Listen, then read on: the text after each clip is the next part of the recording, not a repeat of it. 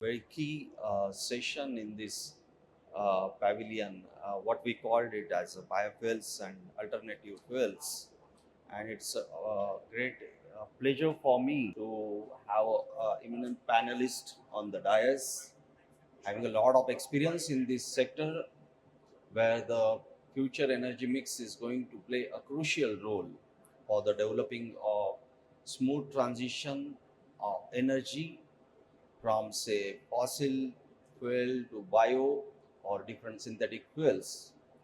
And starting with my left, I'd like to introduce Dr. SSV Ramakumar ji, who is the CTO and EVP of AM Green.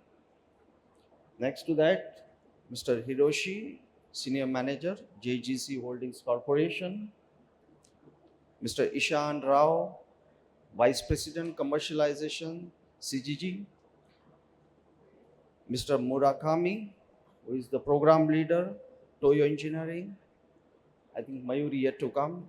And Mr. Sanjib Paul, Senior Manager, EIL. So this is a very crucial eminent panelist who had going to present today on the different topics of new fuels which are going to play a crucial role in transition. As you very well aware that the 5 trillion economy or Atmanirbhar Bharat or those terms are very well coined by our Honorable Prime Minister. And in energy transition, biofuels are going to play a very crucial role.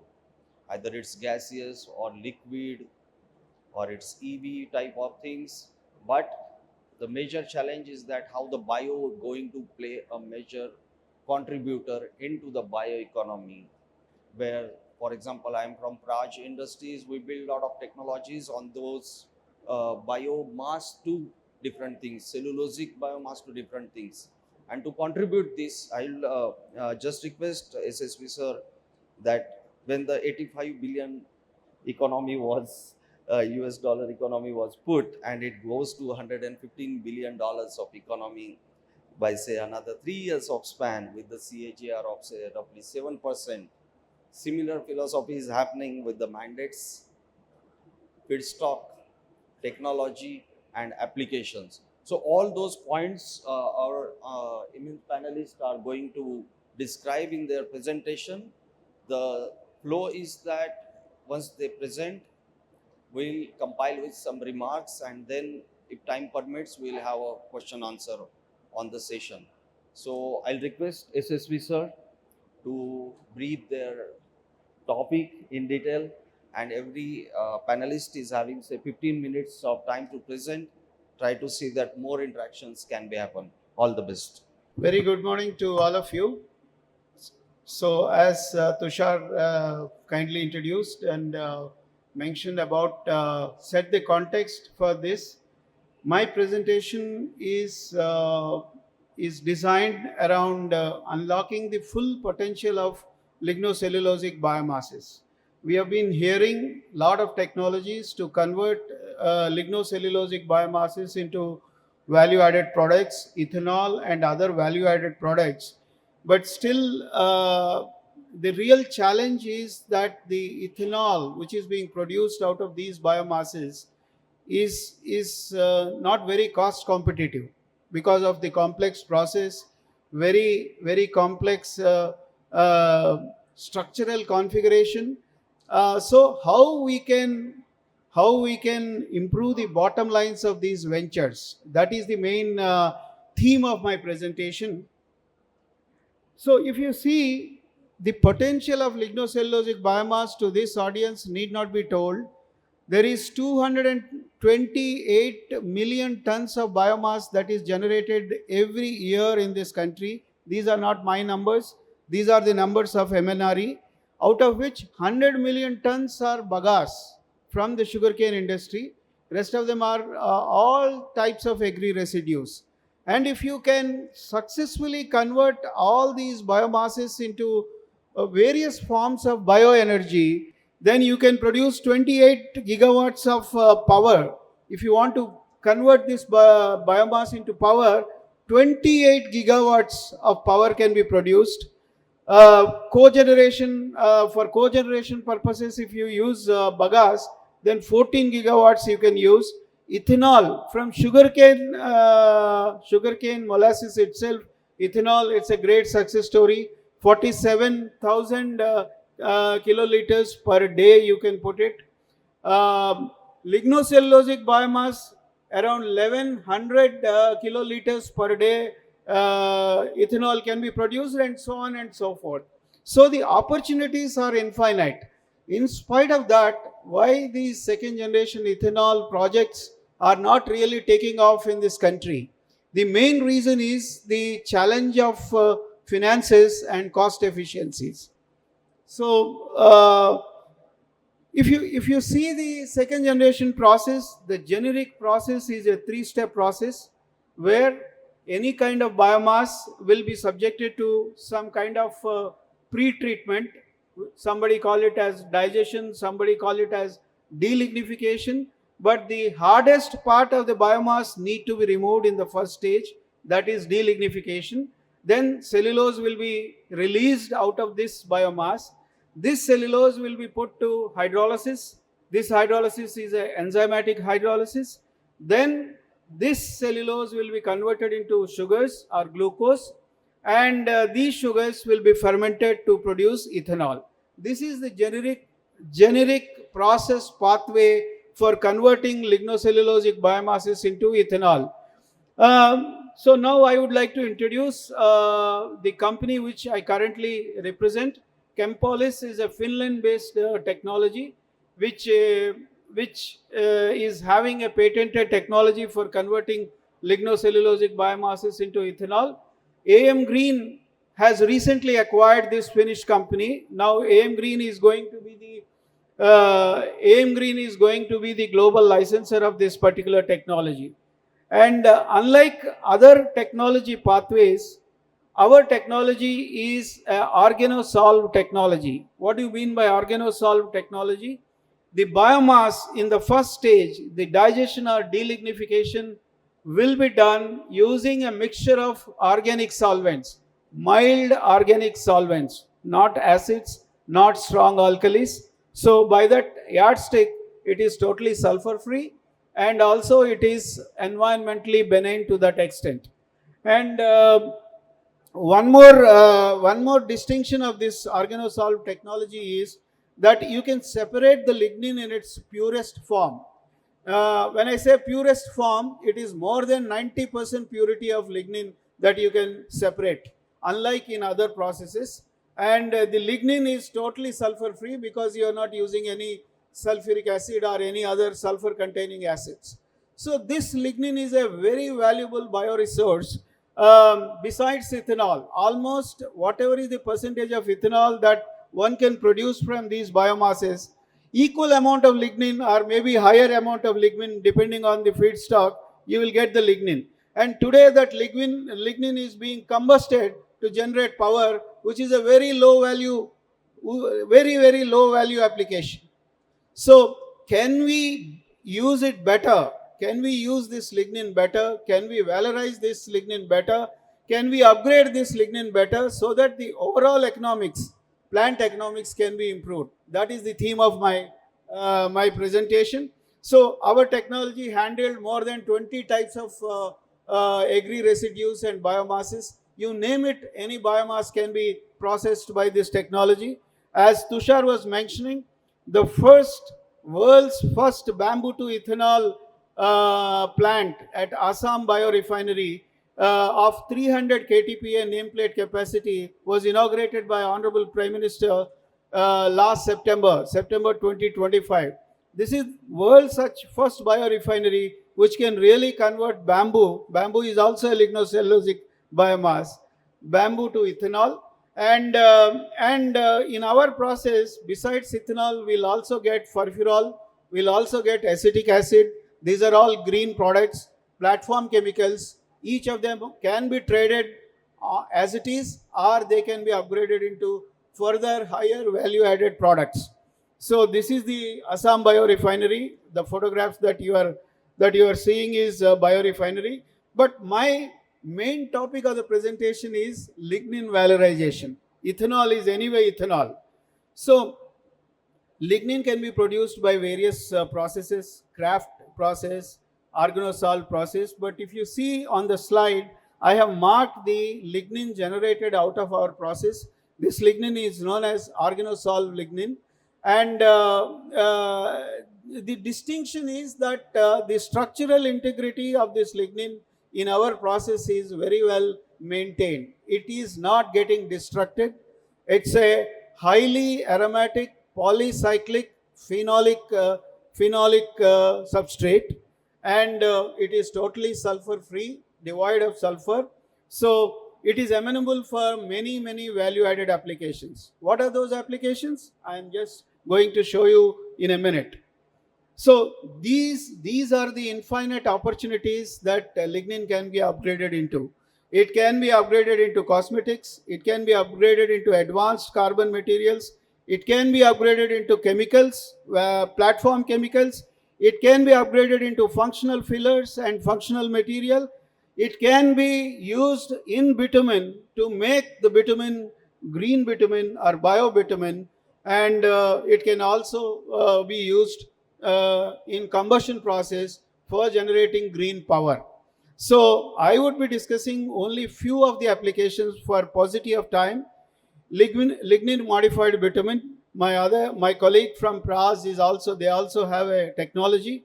Normally this lignin can be blended into VG40 bitumen or in bitumen aggregates, and bitumen properties, performance properties, by virtue of addition of this lignin will improve. Some of the key properties like rutting strength can be very well improved. So many field trials are going on. So if bitumen need to be converted into a green bitumen and you want to reduce the carbon emissions associated with bitumen, at least some percentage of lignin can be blended in bitumen, and Ministry of Road and Transport is now on the verge of mandating certain mandatory addition of lignin into bitumen henceforth for the road construction. Praj is also working on that. We are also working on that. The second value added application from lignin is phenolic resins. You can, all phenolic resins today, the resins what we use industrially, they are all based on bisphenol A. Bisphenol A is a fossil molecule generated from fossil sources, but lignin can very well, by virtue of its composition of complex phenol, this lignin can, certain percentage of this bisphenol A can be replaced by lignin. But of course lignin needs to have some modification before you can replace the bisphenol A. You have to improve the reactivity of the lignin, which can be easily done. And the other most important application is that today benzene, toluene and xylene, most of the chemical industries, they are looking for greener versions of these BTX. Today BTX is essentially a refinery product. It's a off product from the refinery. The source molecule is crude, a fossil source. But can you get a green benzene? Can you get a green toluene? The only way of getting benzene, toluene and xylene is by lignin. Lignin as the source, because lignin is a phenolic moiety. But you need to have lot of chemical processes, chemical transformation processes, deoxygenation, fast pyrolysis. There are so many I have just listed on the slide. Using those techniques, lignin can be modified and you can produce BTX. Today the technology is in a very low TRL scale, around 4 or 5. If you improve the yield, you are reducing the selectivity, and if you increase the selectivity, the yield is going down. So a lot of work all over the world is being undertaken to improve the selectivity as well as the yields, so that this lignin to BTX conversion will become a economically viable proposition. Another most important application is lignin can be converted into green marine fuels. With the IMO regulations, the maritime sector is really hard pressed to devoid of fossil based heavy fuels. But what is the alternative, cost effective alternative?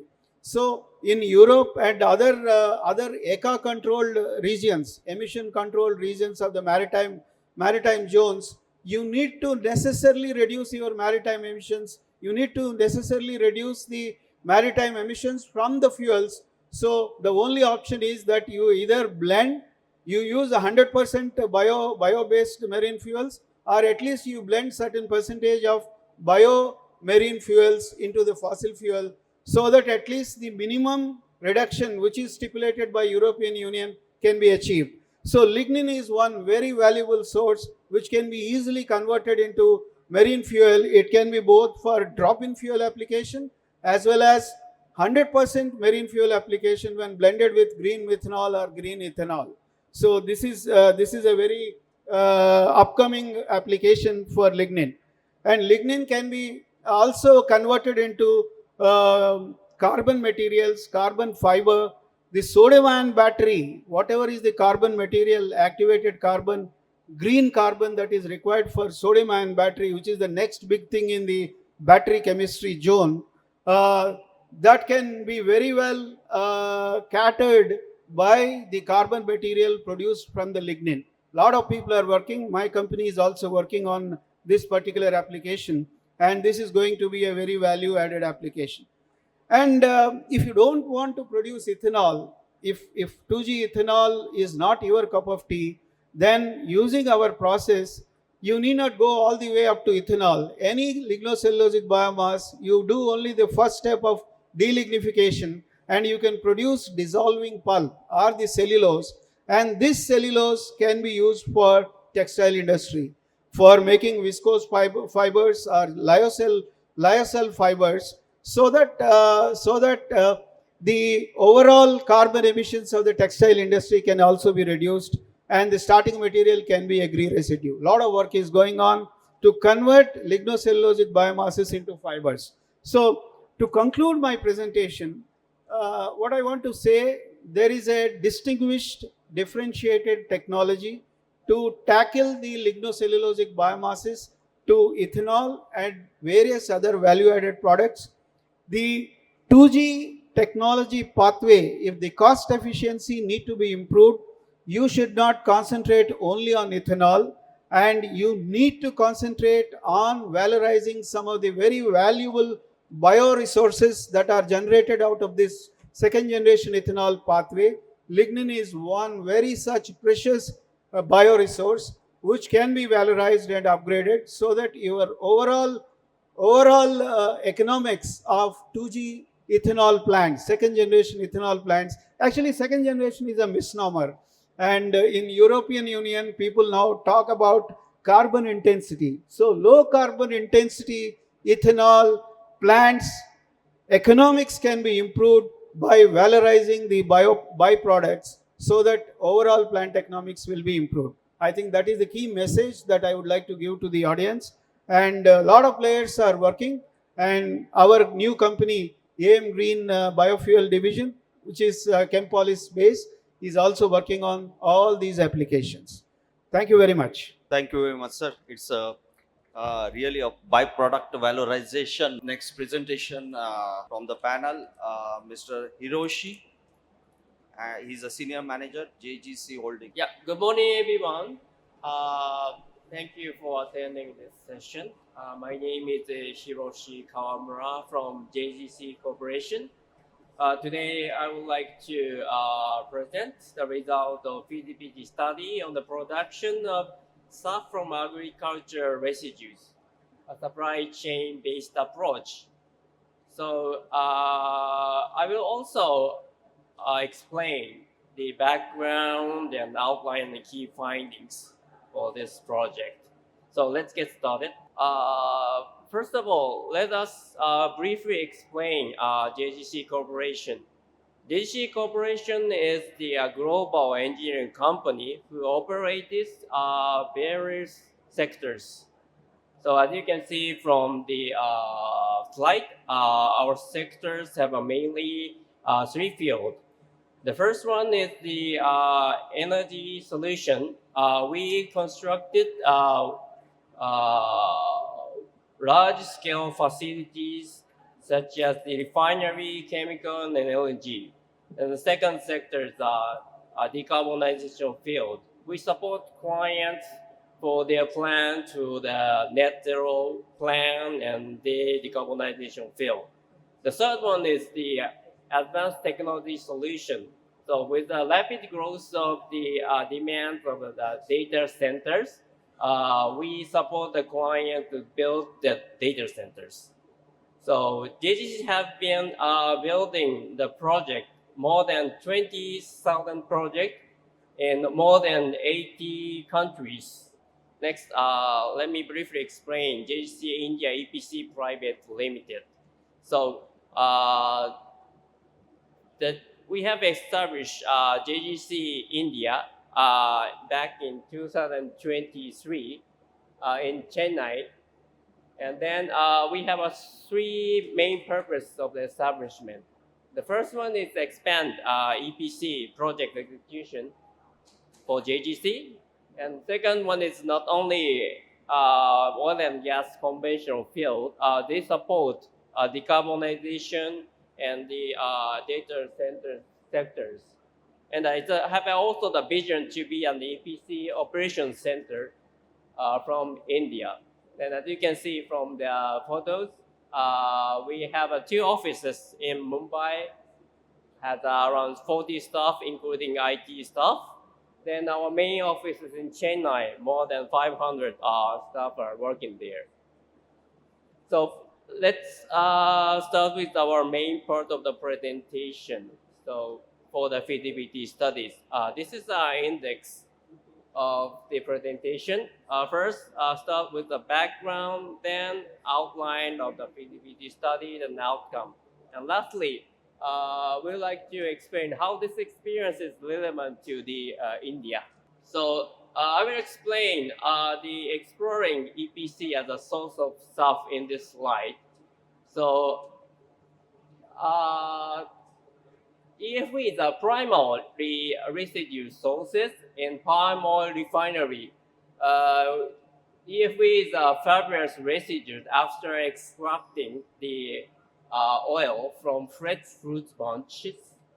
Then the next point is the Indonesia accounts for around 60% of the global palm oil industry, which results the 50 million ton per EFB by annual, which is a very stable and a very big amount of feedstock. So there's some kind of a challenge of the EFB is that with the combination of the tropical island, it's easily fermented and emit the methane, which contribute a big GHG emission. So if we can utilize those kind of the residue and convert it to the sustainable fuel like SAF, it has a very significant meaning of it. So in this slide, I will explain the production pathway and clarify the scope of the feasibility studies. So our study is the explanation of the entire supply chain EFB converted to sustainable aviation fuel. As you can see from this slide, it's mainly divided into two big processes. First one is from second generation biomass to bioethanol process. Then using that bioethanol, it will convert to SAF using ethanol to jet process. So as you can see from this slide, there's a various step of the processes. And relating to the purpose of this feasibility study, there's some challenges. The main one is there's no commercial and bioethanol to SAF plant from EFE Indonesia. The next one is if we make it as SAF as a jet fuel, we have to evaluate it is in line with the commercial eligible fuel. And moreover to that, are these projects are economical viable or not? So we have a significance to assess the feasibility of this. Next, let me briefly explain how this project started, especially in line with the NEDO. NEDO is a Japanese governmental entity who promotes technological innovation. Then our project started as the part of biojet fuel production technology development, technology trend survey. Then EFB to bioethanol staff project in Indonesia was selected as a part of the project. So JG was commissioned for this project by the NEDO. Again, the purpose is to assess the project from technical and economical point. So as an engineering company, we proceed this project in these 3 steps. The first one is the project definition. We go for the site and then plan for the site scouting, where we make the facility and the plant capacity. Then the second one is the technology survey. As an engineering company, we make a technological survey and prepare the conceptual design, and also finally we calculated capital expenditure operation OPEX estimation. And lastly, with those information, we summarize the product evaluation as well as the project economic study. So let's go into the outline of feasibility studies. This is showing the project definition. So in order to project definition, we have these kind of key points. So in this slide, it is shows the Sumatra Island, which produced palm oil in Indonesia. Then with this first point, physical supply, we selected 2 locations. The first one is Seimanke Economical Zone. In this area, there's 7 palm oil with 25 areas. The second area is Dumai Refinery Plant, seeing that existing utilities. So with this survey, we thought that the Seimanke Economic Zone has a logistical advantage of it. So when we go deep into that zone, we realize that there's available utility like electricity and steam. Then also we need a hydrogen to make SAF, and there's a plan to make a hydrogen facility in that. So with this study, we concluded that the Seimanke Economical Zone is a preferable location for the project.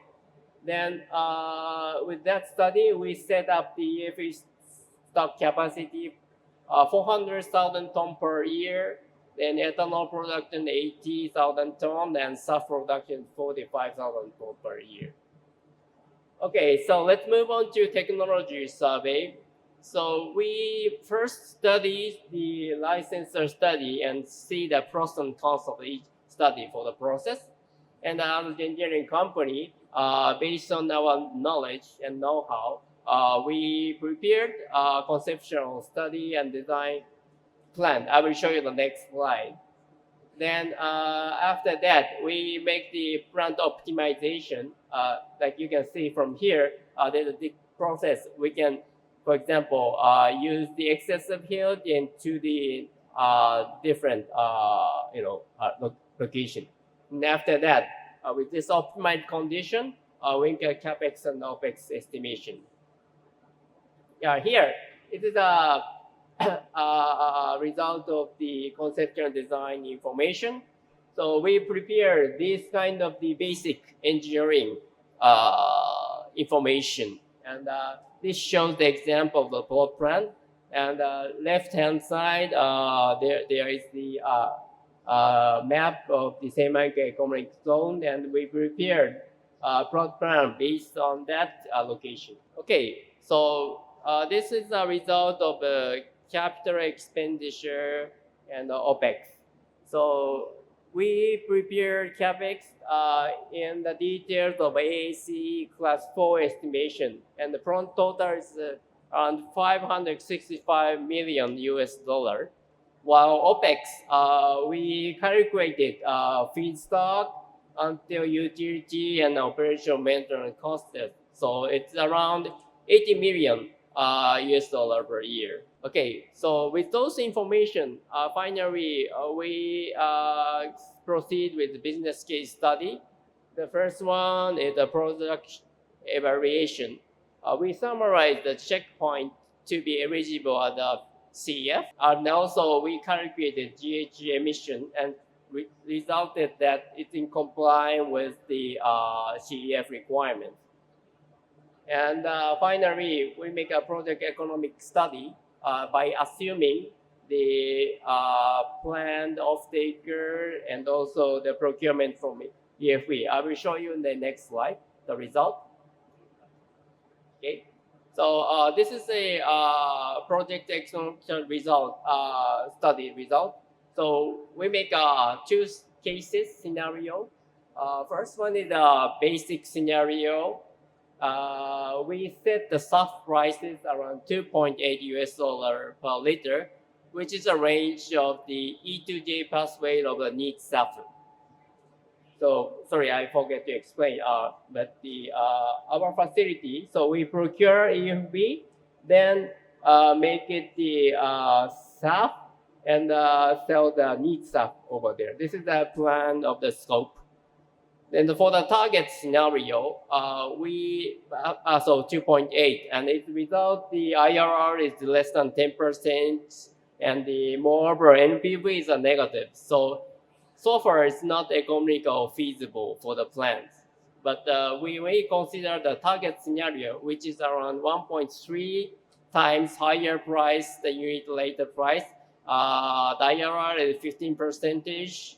And NPV is more than 100 million US dollars. So if we have a chance for additional contribution like carbon credit, considering the worst cases carbon emission by the methane emission in the EFB, maybe this can be achievable. So lastly, I would like to explain how this is relevant to India. So for self-reliance in India, so India is looking for the various feedstock, like in previous slide which shows the bamboo, or there's many agricultural residue on it.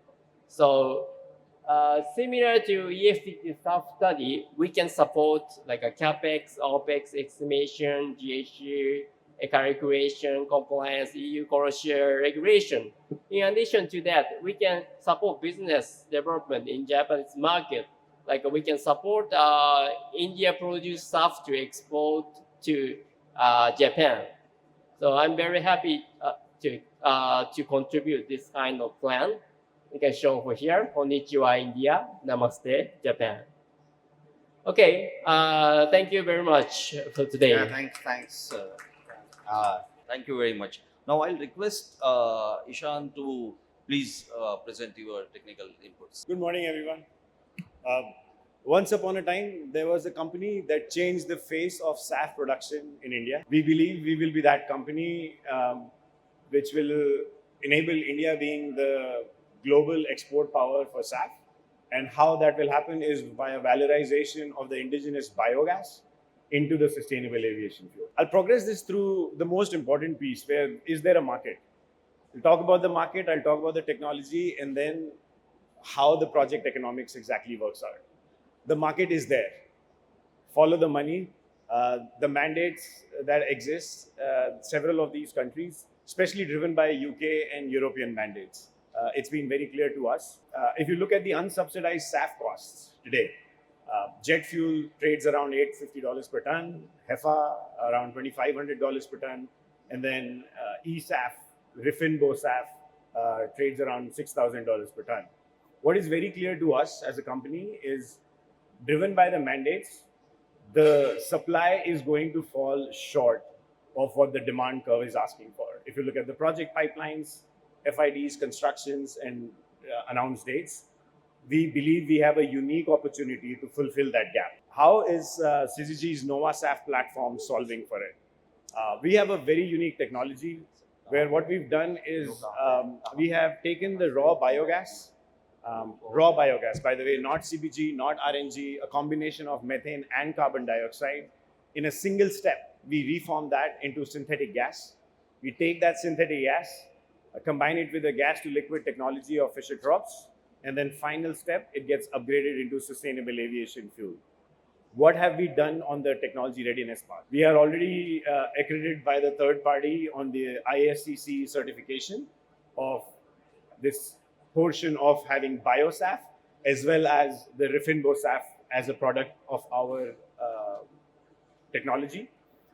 We are sitting at TRL8, TRL9, getting into commercial plants now.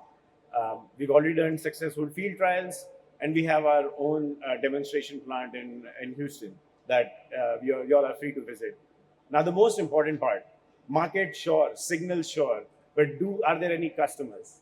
At Syzygy, we announced last week a landmark offtake agreement with Trafigura. Why is it landmark? Because we have an offtake agreement which is multi-year and it's take or pay. This is no more fluff of non-binding and we will figure it out. This is very clear. All of our volumes from our first plant will be going to Trafigura. What they've also done is they've managed to secure capacity reservation for our future plants. That means we have a customer waiting for SAF molecules. Now we just have to go and build projects. Now, how are we taking it? How are we leading the charge on this? At the heart of all of this is our photocatalyst. It's a very unique catalyst developed over 30 years of research at Rice University, which our company commercialized. We've already done more than 20,000 hours of testing, which gets combined with our amazing Ryzel reactor.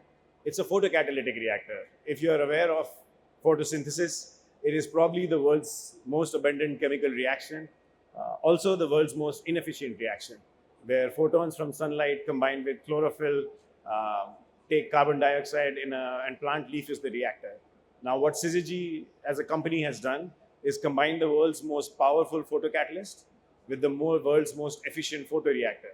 There was no photoreactor that existed before, and that was the problem in getting those large technical energy efficiencies. We are currently operating at 81% energy efficiency. How we scale up? We have single commercial reactor, just like your battery pack. If any one of you drive an electric vehicle, you have a battery pack in it, but it has 8,600 battery cells in it. We stack up our commercial cells into a single stack, and that's how we scale up. We are also leading the charge on our developing these projects. We already have set up our technology partners with Fischer-Tropsch and upgrading. And for our first plant in Uruguay, we are going to be taking our final investment decision in a couple of months. And I'll talk about the plant as well. This is a little bit detailed nuance so that everyone understands what's happening on the deeper level. What we do, our reactors are electrified. There is no combustion to it because it's light driven. So you have a dimmer at your house. You can just up and down your dimmer. That is exactly how our reactor works. It works on electricity. We can power up, power down. We utilize renewable electricity. We take the biogas, which has the methane and the carbon dioxide molecules. We add steam to it. In a single step, amazingly, our reactor and the catalyst converts that into syngas. 2:1 ratio of hydrogen to carbon monoxide, which is really, really liked by a Fischer-Tropsch technology. That converts that into a synthetic crude. And finally, that synthetic crude gets upgraded into sustainable aviation fuel. 2 points I would want to highlight. In our first plant, our gas to liquid Fischer-Tropsch partner are Velocis. And on the upgrading side, we have UOP Honeywell as our partners. Now, the second interesting point is the SAF that we make is a combination of an advanced biofuel and eSAF. It's not a HEFA-driven SAF. It's not just biosaf. It's a unique, rare combination already given the pre-certification. Now, how does that happen? The lower heating value that is coming into the fuel are coming from two sources. One is methane and the one is renewable electricity. And if you do your maths accounting properly, then you get that pre-certification in place that you do have both of those components. Our first plant is going to be in Uruguay, where we are taking the largest dairy farm in Uruguay, taking the dairy gas from it, converting that dairy gas into sustainable aviation fuel. it would be producing 350k gallons of SAF, closer to 1100 tons per year, which I agree it's not huge, but this is the start of what we are taking. We have our partners mentioned out there, and Trafigura is taking 100% of the volumes from the first plant. And then, like I said, they have tens of millions of reservation from our next future plant. People talk about HEFA, and I think from an Indian context, I need to present this, which is what are the differentiating factors? It's actually the cost. Cost drives everything. Yes, technology is part of it, CapEx is part of it, but if you can match the commercial cost, we believe in the Indian context, the fact that we are able to provide both Refinbo and the advanced bio, it fetches us a premium in the market. We've passed through all the technology maturity pace and putting the technology into our commercial plants. Now, the interesting piece is the feedstock abundance. There is no HEFA cap related issues for future. There is enough waste around which can be converted into biogas, and we find India to be very unique from that perspective. Also, this pathway is very unique in how we can develop a larger base model. So as we understand, sometimes feedstock aggregation is probably the biggest challenge. There is also an hub and spoke model. So if you try and create an hub and spoke model for just biogas, biogas is not energy intensive. So putting up pipelines to collect all of that into a central hub is not cost effective. But if you can take that biogas, convert into syngas, and then convert into synthetic crude, now what you've done is you can move that synthetic crude, which is energy dense, into a central hub. That is where you can upgrade it into SAF. And this is something that we are going to do in our next projects. We have MOUs now with several feedstock providers as well as project developers in US, Mexico, and Dominican Republic. US is very interesting. Landfill sector is very organized out there. So we are tapping into landfill gas, tapping into several landfills within 4-hour driving distance of each other, and then converting that into synthetic crude and moving into a central hub. What is gaining more and more momentum is Brazil and Turkey for us. Brazil has solved for the feedstock aggregation very well, and the renewable electricity, just like India, is also very, very attractive in that region. Something I would like, I know currently India sits on the other opportunities very small. I would love to convert these into very clear agreements and projects. And so that everyone, it's clear why this is interesting and very exciting for us is for our technology to work and the economics to be right. It's the scale and the low cost of biogas, and then that needs to be coupled or married with the cheaper renewable electricity access. Now, if I take those two maps and overlay each other, what you get is this clear dark green areas where we can be very successful. And we have actually gone and done that work for initial projects and initial countries. And India has that unique mixture of abundance of feedstock as well as renewable electricity. Now, I think people have spoken enough. There is enough context of sugarcane industry, agricultural residue. So we are not married to any feedstock. All we care about is the raw biogas. Be it paddy straw, be it Napier grass, take whatever you can. I just need a mixture of raw biogas that has not been upgraded to CBG. That's the requirement. Totally acknowledging that supply chain and aggregation of that feedstock still remains a challenge, but would love to work with a partner who is willing to take this journey and develop those projects with us. I think this is very important. What I wanted to show here from our technology, based on everything that we have on the CapEx from our projects, I wanted to showcase for what it does mean for India. Now, if you look at the x-axis, I've tried to break it down into the industries that people understand the language. One is the meter cubes per day of raw biogas, followed by what does it mean on the tons per day of CBG or RNG plants, followed by how much tons per year of SAF that we can produce. I hope this is self-explanatory, but the minimum plant that gets us engaged or gets us exciting is already at 18 tons per day of CBG plant. And I am no fool to say that this is great, this is easy. Now I'm already treading towards larger biogas plants in India. So which also showcases feedstock aggregation remains an issue and how do we solve for it. But given the pricing in the market that we can fetch for Refinbo price, which is the ESAF portion, even at $4,000 per ton, let's skip that, $2,500 per ton. If there is good enough aggregation, the project IRRs surpass easily 20%, 30%. And I understand this is small plant, big plant, and then I'm talking about a mega plant. But clustering enables us to do that. If there is one message you can take away from today's presentation, there is a mandatory market which is being driven by UK and Europe. There is a cost of not adhering to those mandates. That is what I'm showcasing here. $22 per gallon in UK and any range from $8 to $45 in the European market. Power to liquid, when you're trying to break apart the most stable molecules in the world, you need insane amount of energy. That's why those plants are currently not in play. Alcohol to jet. Our first plant, which is going to be 1,100 tons per year, it is not even a drop in the bucket. But our levelized cost of production is already at par with alcohol to jet. What does it mean? Our next plant that we will be putting in US, Brazil, other places, I hope India as well, we will already be at HEFA parity. So at HEFA parity, I will be fetching a premium of ESAF as well. Now, when I talk about the largest clusters and where we have enabled a lot of things, we believe we have a very clear pathway to get into jet parity. Now, that's where you have fundamentally changed the game. Where SAF you can sell, if your levelized cost is at jet parity, that's when what people are looking for. Finally, similar language, just a different slide. We are starting our journey at 3,500 barrels per day. We are building our next plant at 500 barrels per day, somewhere between 500 to 2,000. I'll be clear, this is our mid-size. Now, the largest plant that, again, changed or revolutionized the game are going to be on the higher front, where we can achieve jet parity. I'm showcasing how exactly we are going to decrease the cost, and we'll get there.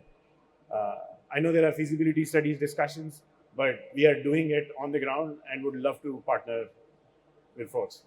There is a couple of white papers our company has also put out on how we are solving for the trilemma. Please feel to access them. If you have any questions, let me know. Thank you. Thank you very much. I'll request Mr. Murakami-san to present your technology on hydrogen and all. Thank you. Namaste, I'm Ryo Murakami. I'm program leader of Next Generation Technology and Application Division at Toyo Engineering. First of all, thank you for giving me this special opportunity, and thank you all joining this session.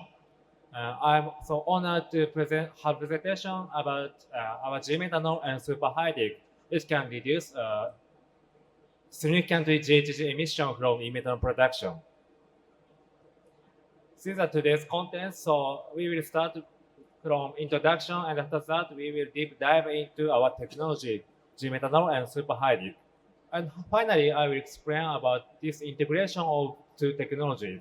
Toyo Engineering has delivered various kinds of EPC projects, such as petrochemical, fertilizer, infrastructure system, and so on, more than 60 years.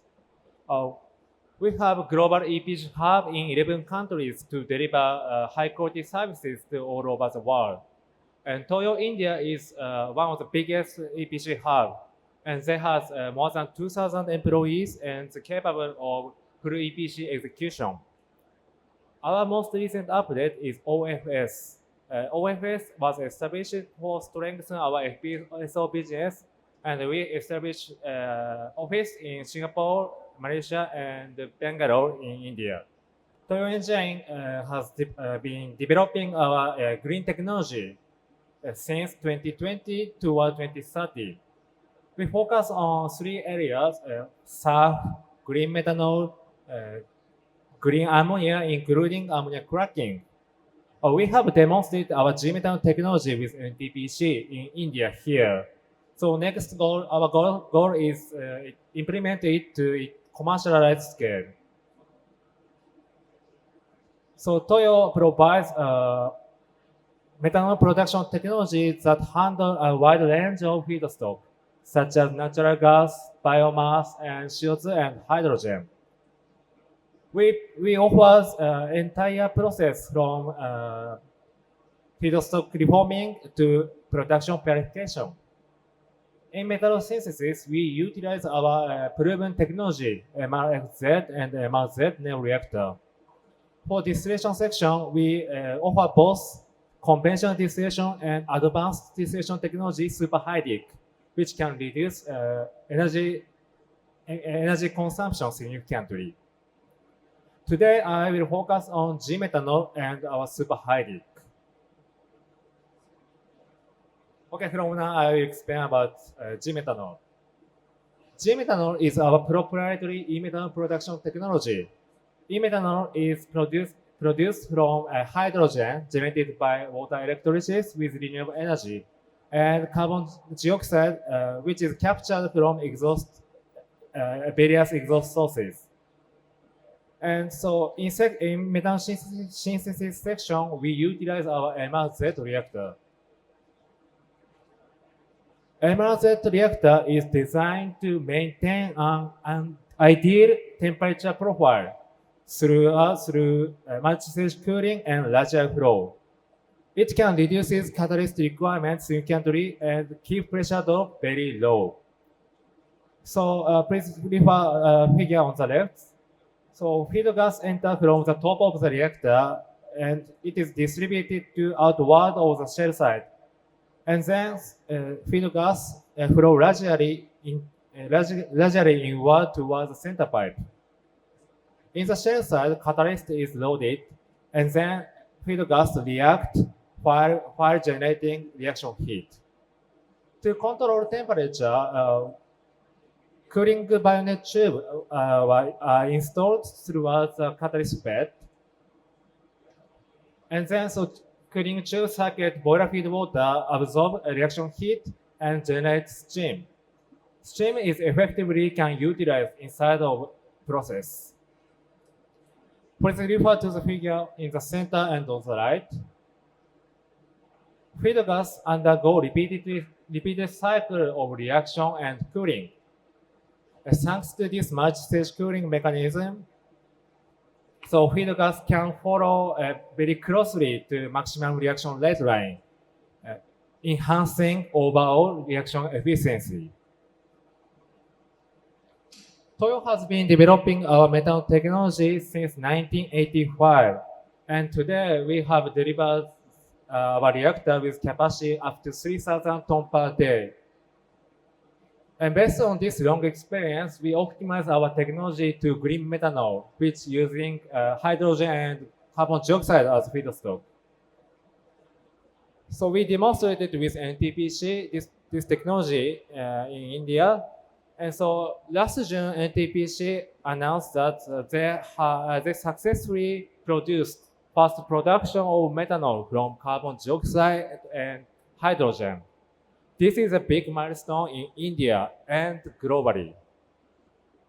And also this is symbolize our technology transition gray methanol to green methanol. And also we have developed our new reactor, which is MRZ nano reactor. It is designed for smaller size of project. So we simplify the internal structure of original MRZ while maintaining the performance of reactor and ease of operation. This MRZ nano has a significant cost advantage in smaller size projects. So this is suitable for a smaller size of methanol production and decentralized methanol production. Okay, from now I will explain about superhydraulic. Superhydraulic is an energy efficient distillation technology which using a heat pump system with internal optimized heat integration. Left figure is conventional distillation system and right figure shows superhydraulic system in which a column is divided into two columns and compressor is installed between them. Thanks to this mechanism, superhydraulic can reduce reboiler heat duty to near zero, and remaining energy requirement is just only 10 or 20% as electrical power compared to conventional heat reboiler duty. One of the key advantages of our super high dick is its ability to flexible design. By incorporating side heat exchanger, super high dick enables flexible design and optimize heat integration. And so the pairing of heat exchanger stage and heat transfer area can be tailored to meet specific process requirements. So we can adapt this technology to various process schemes. As shown in this table, so super high dick can reduce its energy consumption about 50% compared to conventional distillation system. So this is achieved by eliminating heat boiler duty and utilize internal heat integration. Okay, finally, I will explain about integration of these two technologies. Toyo has integrated our super high dick technology into G-methanol's distillation section, especially water and methanol separation section, which can eliminate the requirements of auxiliary boiler. So in conventional methanol distillation system, auxiliary boiler is typically required for generate steam. However, by incorporating super high dick and utilization of heat from MRZ reactor, we can eliminate the requirements of auxiliary boiler. So entire process, methanol synthesis and methanol distillation can be operated only renewable energy instead of using fossil fuel. So that's why this can reduce GHG emission relating boiler system operations. Let's look at comparison of conventional steam supply system and those of super high dick. So in conventional system, we use two columns for methanol distillation. First column is right-hand stripper, and second is methanol distillation system. So auxiliary boiler generates steam using fossil-based fuel, and steam is distributed to right-hand stripper reboiler and methanol distillation reboiler via steam header. However, in super high dick case, we use right-hand stripper same as conventional one, but so that steam can be utilized from MRZ reactors outlet steam. And in methanol distillation system, we utilize our super high dick technology. That's why methanol distillation column can be operated just using renewable energy. So this super high dick not only simplifies the steam supply system, but also it can remove auxiliary boiler requirements and resulting in no flue gas emission from boiler system in super high dick. So this slide shows the comparison of GHG fuel intensity based on regulatory of IMO MEPC and Fuel EU Maritime. So, however, IMO's MEPC regulation has not been yet decided. However, so in this slide, I will reflect the direction of discussion at MEPC 83, which was held in last April. Under this regulation, if shipping company use fuel with higher GFI than regulatory limit, so they are subject to penalties. For example, Fuel EU Maritime is expected to be stricter every 5 years, and IMO regulation will be tightened on annual basis. And IMO, in addition to that, defines the IMO GFI threshold for zero or near zero fuel emission fuels, and so they provide the incentives for their use. So now here I compare our super high dick technology. So in blue line is semi-electric G-methanol, and green line is full electric G-methanol case. So semi-electric G-methanol means we using super high dick for methanol distillation, and full full electric G-methane system is using superhydraulic, and electrical boiler is used as a heat source for CO2 removal. It is out of scope of methanol production. So this is feedstock capturing. So as shown in this graph, semi-electric G-methanol and full electric G-methanol system can meet GFI threshold for zero or near zero emission fuels by IMO. In contrast, just using conventional G-methane system, which relying on conventional distillation and natural gas-fired boiler, may face penalty after 2050 by Fuel EU Maritime.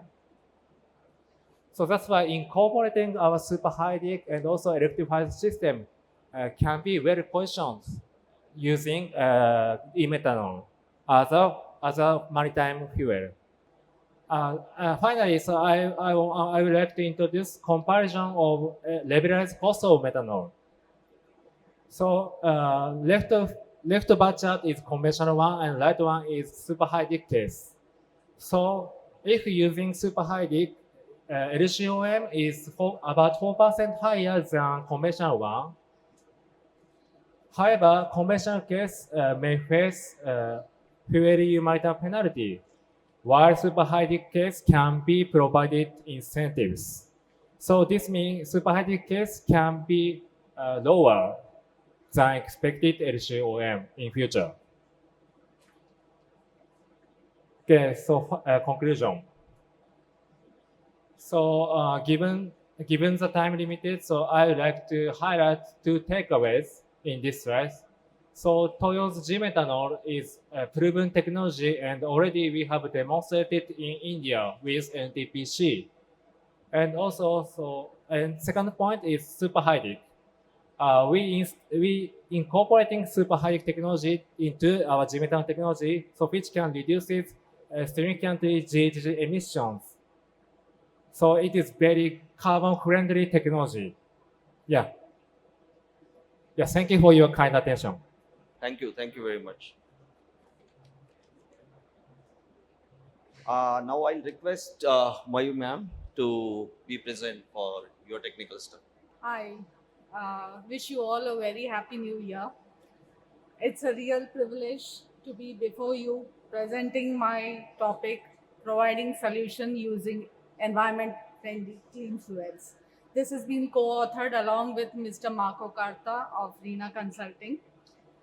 I'm really honored today that I have been selected for this presentation. Environment is our greatest concern, and we make all efforts to combat the ill effects of pollution.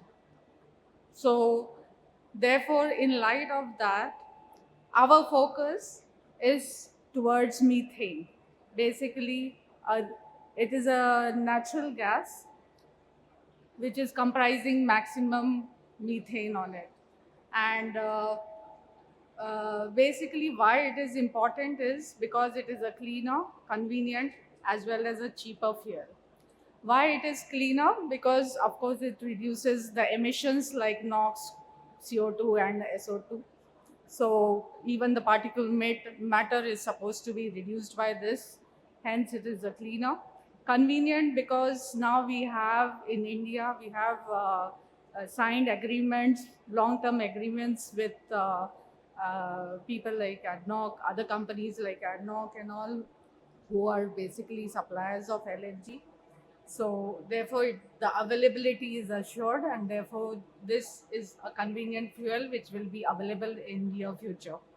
As well as it is cheaper than the other fossil fuels like petrol and diesel. So definitely it has economic benefit.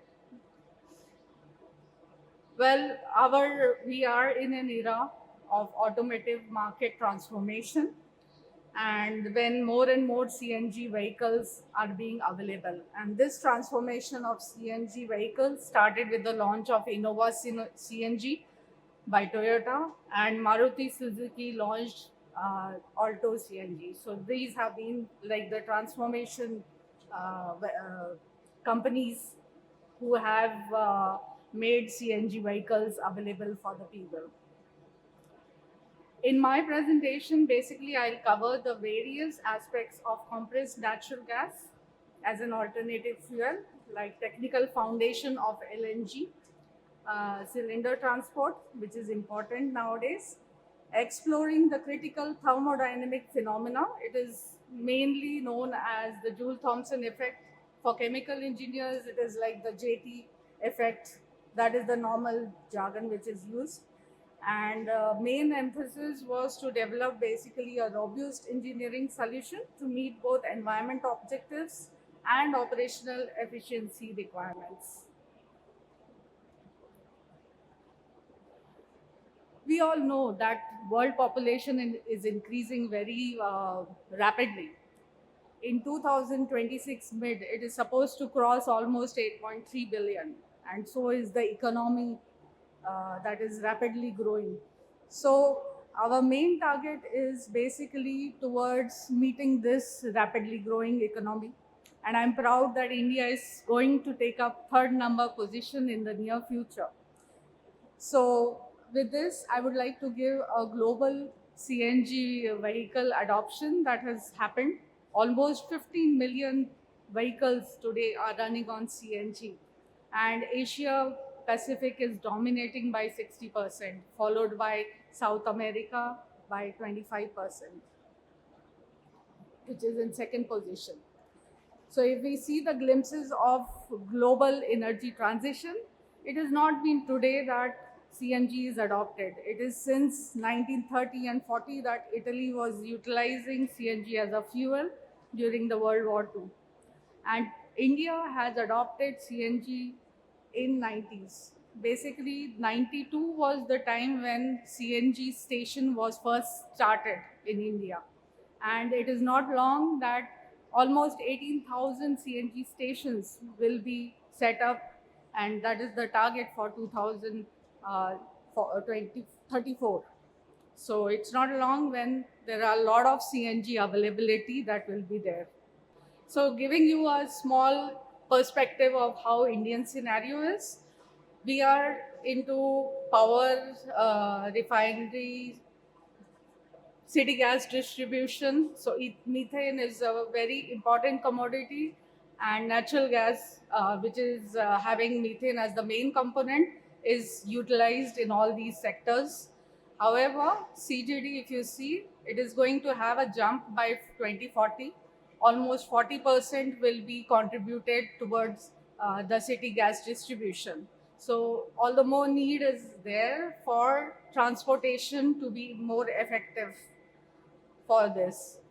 So CNG transportation is easy. It can be done by sea, road, pipelines, as all of you are aware. However, I will say that when in road, we are utilizing multiple element gas containers, which are also known as MEGCs. These are basically a framework which hold multiple cylinders together, and they are high pressure cylinders. It is not like, 50 or 100 psi that it is there. It is almost 200 to 300 bars that is there. And these multiple element gas containers can be available in different sizes, 20 feet to 40 feet, and hence the importance of infrastructure is there. So looking at the critical technical parameters that were evaluated during this study, basically gas composition plays a very important role. Hence, because 90% almost is the methane content, it is always better to have more methane, but it is not necessary that the sources provide you with this. Hence, the composition may vary depending on hydrocarbon percentages in it. Therefore, composition plays a very important role. Other role is played by the safe filling of the cylinders. You would like to maximize the cylinder filling because target is supposed to be around 95 to 98. However, with 200 and 250 bar pressures, it is supposed to be a safe operation and handling. That has to be looked into. And of course, pressure temperature relationship is one very unique thing that has to be looked in, because transportation is across the regions. So these parameters play a very important role.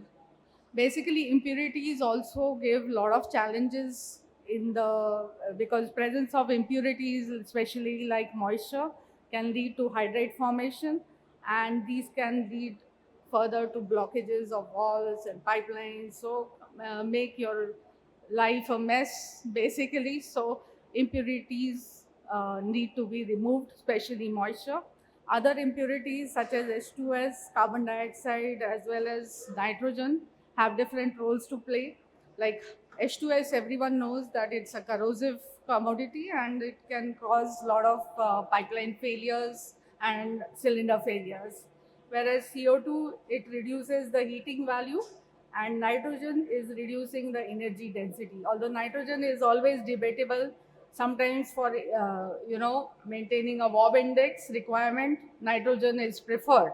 But if you see engines, then carbon dioxide is the preferred thing.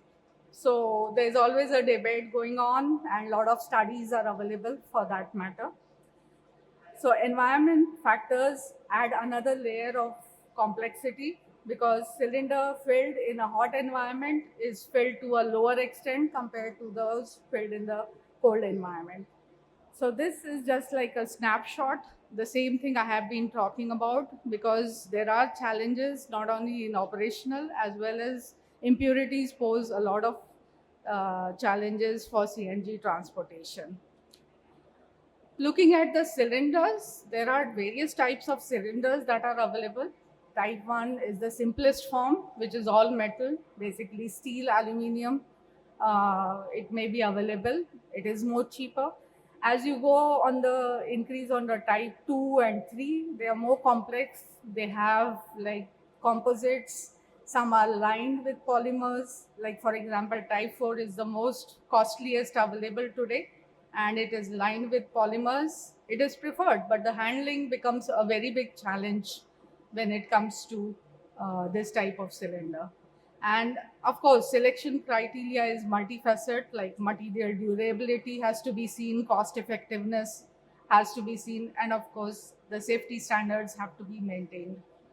Joule Thomson, this is my favorite, because as a chemical engineer, I have seen this phenomena right from ethylene transportation. So natural gas also one of the chemicals which is getting transported at higher pressures. It behaves in a particular manner because you have to unload it into pipelines for supply. And when the pressure is being dropped, the temperatures drop to a certain extent. So almost like minus 40 degrees, which can lead to ice formation across in your walls, and also freezing that may happen, that is leading to material embrittlement. It's like a challenge, the Joule-Thomson phenomenon, although it is very well known. So mitigation strategies are important because you need to preheat the system. Interstage heating is required. You have to stage, reduction of pressure in a very staged manner so that the drop is not affecting your materials. And therefore, that plays a very important role in the material selection as well. So the key, when we come to conclusions, basically, towards the conclusions, if you see that the key is comprehensive understanding is important of technical parameters like composition, impurities, temperature effect, and also the JT effect, which is predictable, has to be understood in advance so that the transportation is seamless. And of course, I have shown you about the cylinders, the complexity when selecting a cylinder used for the transportation. So looking forward, the technical challenges are solvable. Environment benefits are significant when you are utilizing CNG, and there is a requirement for developing a better infrastructure for the transportation, because these are kind of the virtual pipelines that are available. Now I'll just quickly take you, since we have just 2 minutes, we'll take you through the journey RINA has been in. It's since 1861 that it has its presence, and it has moved into different facets like renewables, green hydrogen handling, carbon captures. So there are a lot of projects that are, being done at RINA to this effect. It's having a strength of almost 6,600 people, and its presence is in 70 countries, more than 200 offices, and women are at the center stage. Almost 28% are in managerial level. Looking at the leadership team, basically Mr. Salerno and Mr. Luzato are leading it, with a lot of women force also available. So RINA today is in different business units: energy, industry, infrastructure, real estate, certification, as well as marines. So it started with marines, and it still holds a lot of special place over here. And it provides engineering solutions, as well as it's into renewables and decarbonization. So I'll not take much long. So thank you very much. Thank you, ma'am. Thanks Thank you. for your comprehensive inputs on the CPG sector, actually, which is going to play a very crucial role in Indian economy. And now I'd like to invite Mr. Paul, from EIL, to brief on the SAP technology. Good morning, everyone.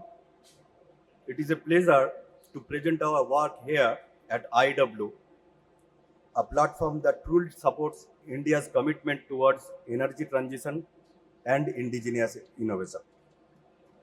I am Sanjib Paul, Senior Manager from Engineers India Limited.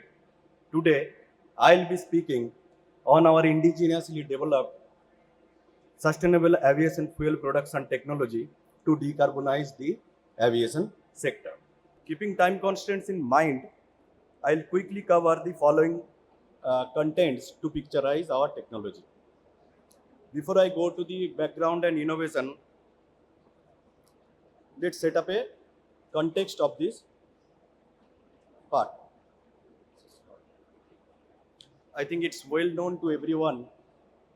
The major reason for sustainable aviation fuel adoption is to decarbonize or to reduce the greenhouse gas emission and global warming. While the other sectors like transportation sector already transitioned towards electrification, aviation sector is the most hardest one to decarbonize. Besides the emissions, sustainable aviation fuel provides energy security to the country by reducing crude dependency. If we talk about feedstock availability in Indian scenario, we can see a tremendous opportunity in Indian scenario by recovering UCO, TBO, and palm oil. With this context, let's move to the next part, that is overview of our technology. So this technology has been developed by Engineers India Limited along with CSR IIP, which is a single step HEPA process where the feed is first deoxygenated, selectively cracked, isomerized and aromatized to produce sustainable aviation fuel and green diesel. All are happening in a single reactor on non-noble metal based catalyst. Major steps involved in this process are feed pretreatment, reactor, product fractionation, polishing and recycle gas section. Now I'll talk about the feedstock product and utilities required for this process. So one of the most important features of our technology is feedstock flexibility, which is most crucial in India. We can process various kind of feedstock like UCO, palm stearin, PFAD, TBO, and any kind of waste lipid stream which contains triglyceride as well as fatty acid. Through our technology, we can successfully convert it into the product like SAP and green diesel. And also, based on the market demand, we can tune our process to produce either SAP or green diesel or both. The major utilities required for this process are hydrogen and power. With the brief understanding of this technology, let's move to the core part of our technology, that is key technology details. As I mentioned, our technology is consisting of two parts. One is pre-treatment of our vegetable oil, and another part is the single-step HEPA process. So, for any catalytic process, it is well known that metal removal is very important. If we don't remove this metal, it can be a serious threat to the catalyst as well as affect the operation. So if we see the composition or impurities, nature of impurities in feedstock, these are actually insoluble impurities and metallic impurities. So based on the requirement of in line with the requirement of refinery operation, we have developed our indigenous pre-treatment process, which is basically based on super degumming technique using inorganic acid, where we have converted non-hydratable, which is the most troublesome thing for removal, to hydratable phospholipid. Let's go to the steps involved in our process, I mean the pre-treatment process. There are 4 number of well-defined steps. First one is clarification, where we have removed the insoluble impurities. Second one is protonation, where we have used inorganic acid to convert non-hydratable phospholipid to hydratable one. And then we add DM water. So whatever hydratable phospholipids is formed and metal salt is formed, will convert or transfer the metal salt to the aqueous phase. The final is unit operation step. These are gravity settling, washing, followed by separation step, where we have separated the aqueous phase along with metal. This is a typical reaction occurring in the pre-treatment section. So based on this chemistry, we have integrated the entire 4-step and developed the process scheme. So this is the process scheme of our pre-treatment process. Then we compared our process scheme with conventional technologies. We thought it's very needed to compare with conventional technologies. We get pure equipments. Our technology provides fewer equipments, only 20 to 25 number equipments compared to the conventional technologies, which are using around 100 equipments. Again, it's a very cost-effective process. It requires very less footprint area. We offers operational simplicity. Our process effectively reduces the metal content below 10 ppm. Let's move to the core part of core part of my presentation, that is process chemistry or the HEPA conversion pathway. See, the major composition is unsaturated triglyceride of feed. So this is the typical pathway where the unsaturated triglyceride is converted to various range of hydrocarbon through various reactions like olefin saturation, depropanation, hydrodeoxygenation, decarboxylation, decarbonylation, hydrocracking, a few polishing reactions like isomerization and aromatization. Let's combine the both step, that is pre-treatment as well as single step HEPA process, and develop the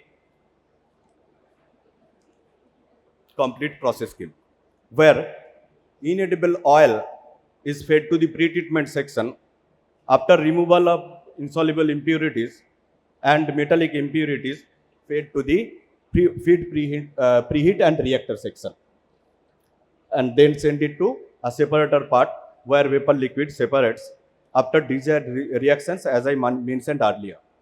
So liquid part is sent to the product fractionation and polishing section. After product fractionation, we will get the desired product, that is SAP and green diesel.